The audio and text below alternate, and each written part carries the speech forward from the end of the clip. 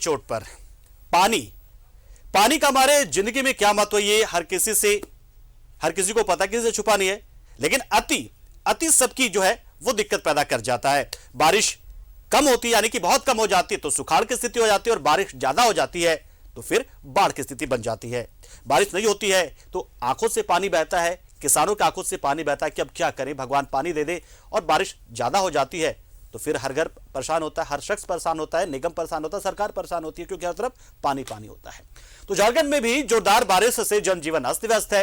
नदियां उफान पर है, निचले इलाके जलमग्न है, सड़कों पर पेड़ गिर गए हैं, जिससे राजधानी रांची के बड़े इलाके में घंटों बिजली गुल रही है, जिससे न सिर्फ बारिश बल्कि बिजली पानी को लेकर भी लोग परेशान हो गए हैं।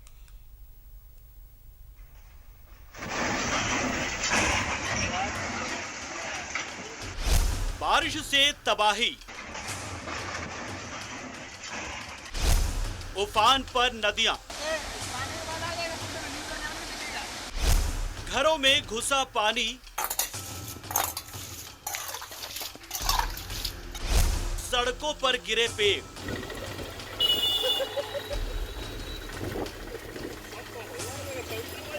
राजधानी रांची समेत प्रदेश के कई इलाकों में जोरदार बारिश से लोग बेहाल हैं।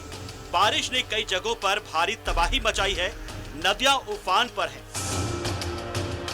घरों में पानी घुस गया है, वहीं तेज हवा और बारिश के कारण पेड़ गिर गए हैं।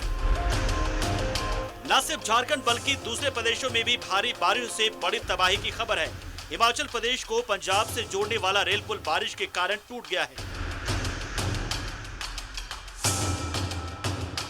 चक्की के पास पुल का बड़ा हिस्सा टूटकर नदी में समा गया, जिससे पठानकोट कांगड़ा जोगिंदरनगर रेलवे ट्रैक पर ट्रेनों का परिचालन ठप हो गया है।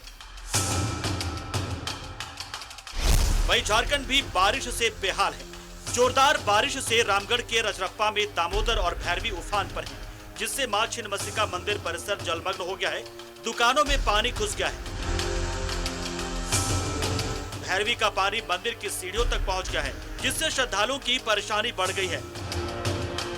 मंदिर प्रशासन की ओर से लगातार लोगों से नदी के आसपास नहीं जाने की अपील की जा रही है।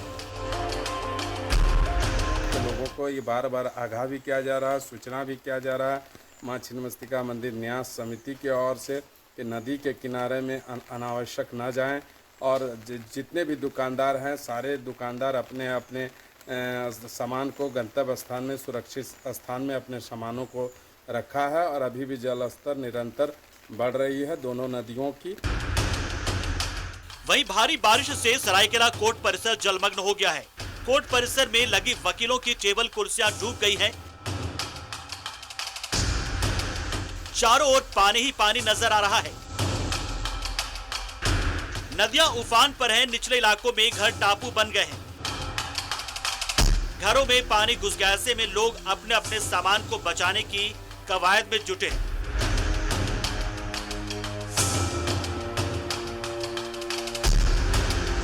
बारिश के कारण जहां नदियां उफान पर है, वहीं दूसरी ओर डैम में लबालब पानी भर गया है। ऐसे में डैम के गेट खोल दिए गए।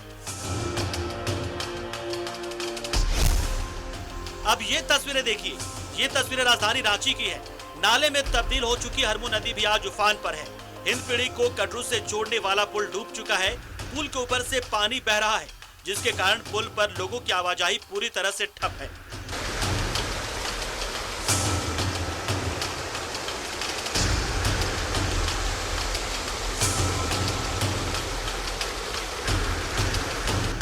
बारिश से निचले इलाकों में पानी भर गया है, वहीं तेज हवा और बारिश के कारण कई जगहों पर पेड़ गिर गए हैं।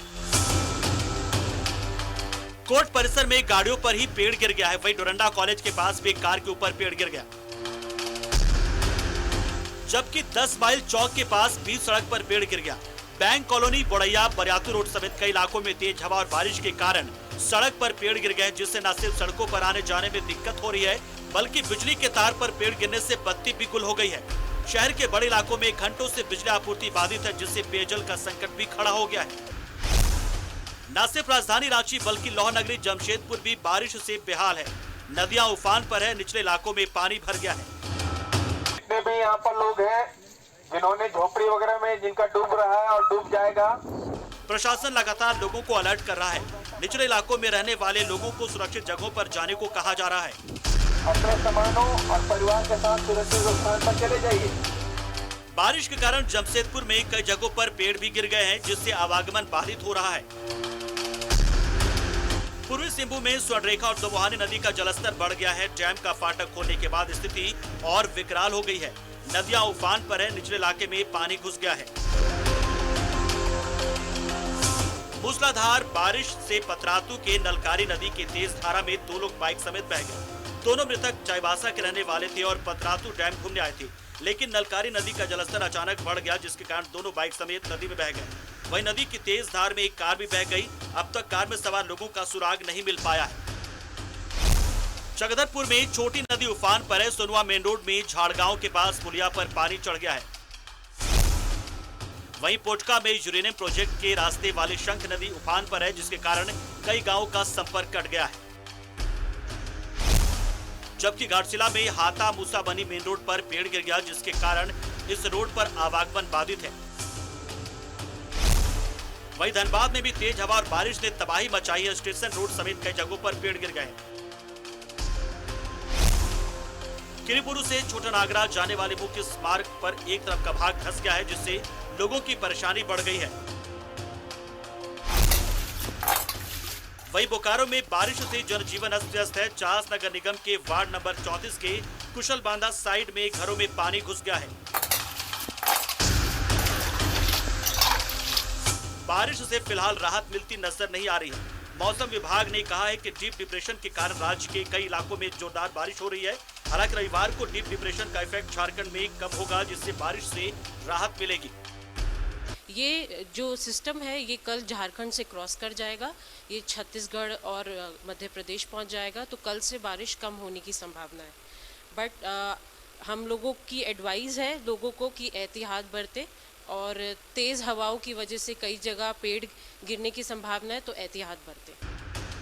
पहले मानसून की दगाबाजी से किसान परेशान थे। बारिश नहीं होने से धान रोपनी नहीं हो सकी। झारखंड के ज्यादातर जिलों में सूखे के हालात है, लेकिन अब जोरदार बारिश हो रही है। यानी किसान बारिश का इंतजार करते रहे, लेकिन बारिश ने आते आते काफी देर कर दी। वहीं आई तो कई इलाकों में तबाही लेकर आई। Bureau report, news 11 Bharat. और बड़ी खबर गुमला से, बिशुनपुर के मुंदा नदी में बहे हैं 2 सगे भाई। ग्रामीणों ने एक भाई को बचा लिया है, लेकिन एक लापता है।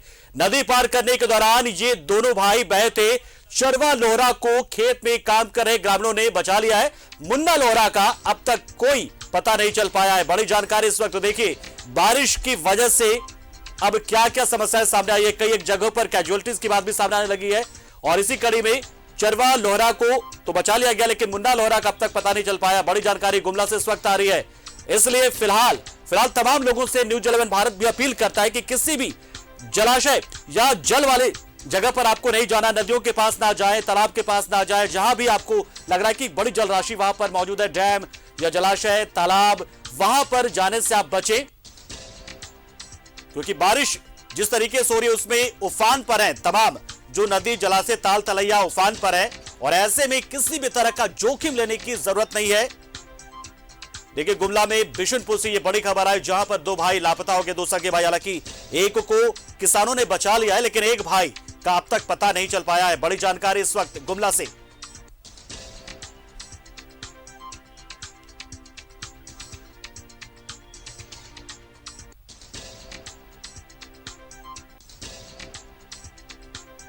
तो गुमला से बड़ी खबर। तो जमशेदपुर में लगातार हो रही बारिश की वजह से कदमा के तटीय इलाके में नाले का पानी घरों में घुस गया है। डीसी विजया जाधव ने प्रभावित इलाकों में पहुंचकर निरीक्षण किया और प्रभावित लोगों के लिए नजदीक के सामुदायिक भवन में व्यवस्था की है रहने की। उनके जिला प्रशासन की ओर से बाढ़ प्रभावित लोगों के बीच खाने पीने की व्यवस्था की जा रही है। डीसी विजया जाधव ने बताया कि लगातार हो रही बारिश से बढ़ गए जलस्तर को ठीक करने के लिए डैम के फाटक खोले गए। लोगों को सुरक्षित स्थानों पर ले जाने का निर्देश सीओ, बीडीओ समेत दूसरे अधिकारियों को दिया गया है।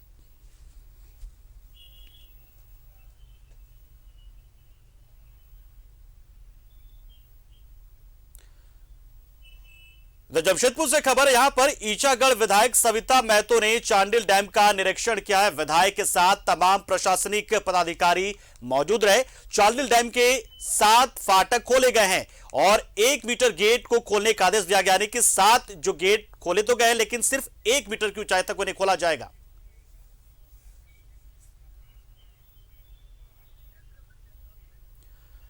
और हमारे सहयोगियों के जरिए हमने बहुत सारी तस्वीरें देखी, कैसे आफत वाली बारिश के बाद से किस तरीके से तबाही मचा रही बारिश, ये तो हमने देखा।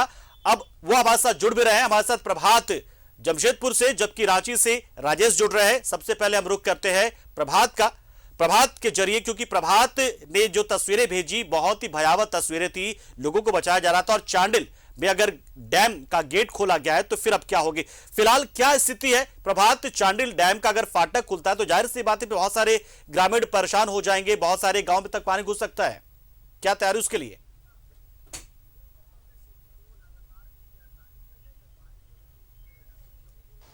कि उसके वजह से जो उड़ीसा का जो बैंगविल डैम का फाटक खोला गया था वो पानी तो आ ही रहा था, साथ ही साथ जो चांडिल डैम के 7 फाटक खोले गए हैं।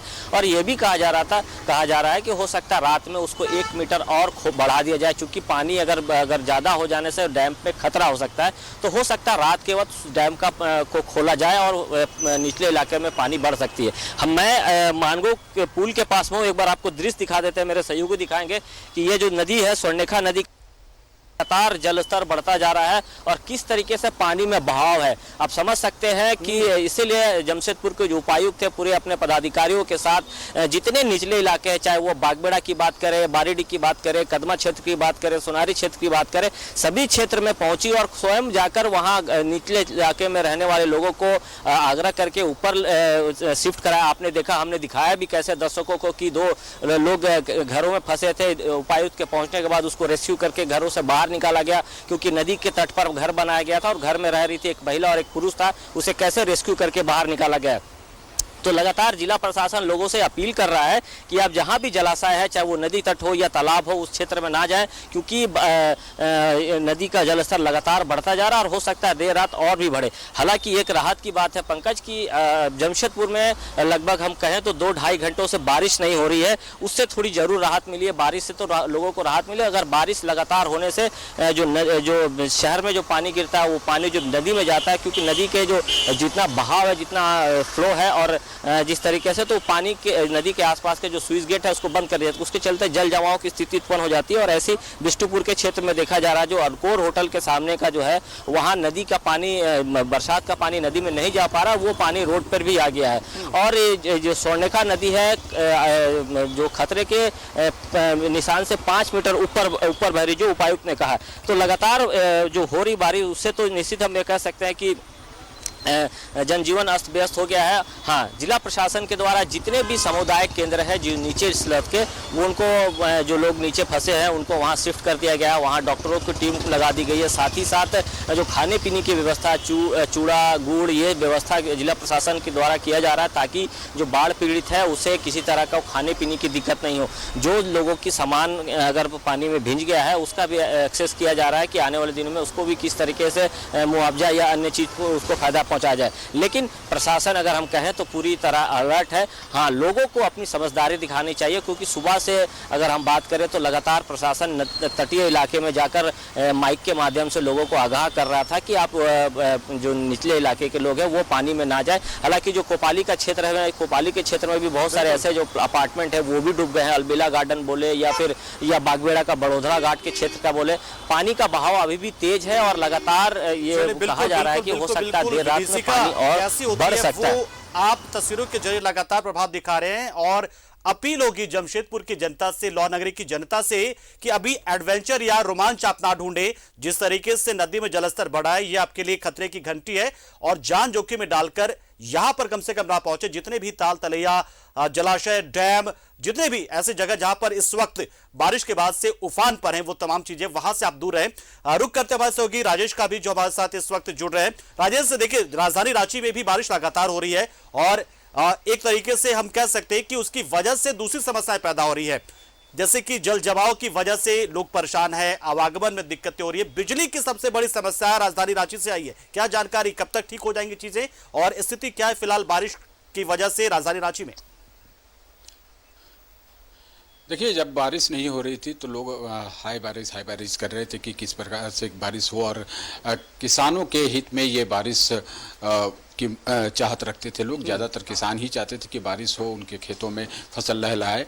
जब बारिश आई, जो प्राकृतिक कारण है, जो लो प्रेशर एरिया बना बंगाल की खाड़ी में, उसके कारण से जो वहाँ से मूवमेंट हो रहे हैं, तो वहाँ बारिश बहुत हवा के साथ आ रही है, यानी तेज हवा है और बारिश भी है, इससे ज़्यादा नुकसान हो रहा है। देखिए, होता है क्या है कि यहाँ की जो प्लेटू है, हमारा जो क्षेत्र है, खास करके दक्षिणी छोटानागपुर, यहाँ पर पठारी क्षेत्र है, यहाँ की मिट्टी थोड़ी पथरीली होती है और ज़्यादा उसमें उसके जड़ जो हैं बहुत अंदर नहीं रहते, और कहीं न कहीं ये कमज़ोर जड़ रहते हैं, जिस कारण से तेज हवा की वजह से ये पेड़ गिर जाते हैं। आप देखें हैं कि राजधानी रांची के हर एक इलाके में कहीं कोई ऐसा क्षेत्र नहीं, चाहे वो आप राजपथ देख ले, या ध्रुवा का क्षेत्र देख ले, या फिर बरियातू देख ले, या फिर कांके रोड देख ले, या फिर आप उधर खूंटी का जो मार्ग है उधर देख ले, कहीं हर जगह पर पेड़ गिरे हैं। मैंने कई जगहों पर देखा कि पेड़ गिरे हैं और देखते देखते वो गिर जाते हैं। इसलिए कई जगहों पर आप देखिए वाहन क्षतिग्रस्त हुए, कुछ लोगों को चोटें आई हैं। तो ये मुसीबत जरूर आई है और बारिश हो रही है। बारिश अब कल शायद इसकी रफ्तार कम हो, जिससे लोगों को राहत मिलेगी।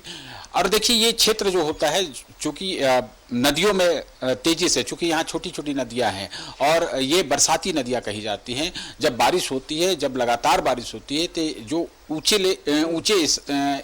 इलाके हैं वहाँ से पानी बहकर निचले इलाके में जाता है, तो वो छोटी छोटी नदियाँ, उसमें तेज बहाव आते हैं। आपने देखा कि पतरातू में 2 लोग बह गए, बाइक से थे, कार बह गई। इसके अलावा गुमला में भी लोग बह गए हैं। तो इस खतरनाक स्थिति से बचने के लिए लोगों को वैसे स्थानों पर नहीं जाना चाहिए जहाँ पर वो तेज नदी का तेज बहाव आ जाता है, या फिर आप निचले इलाके में है।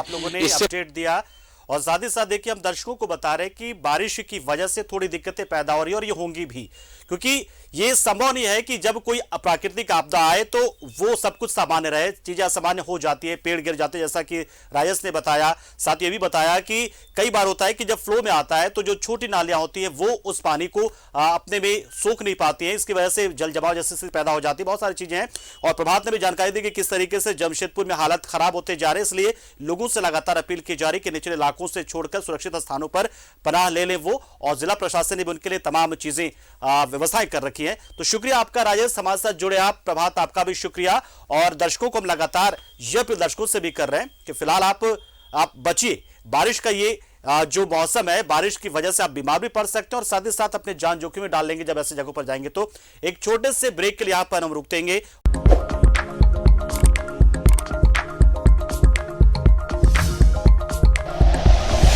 Like and share videos, subscribe करें हमारा चैनल और प्रेस करें बेल आइकॉन। न्यूज़ 11 भारत, सच है तो दिखेगा।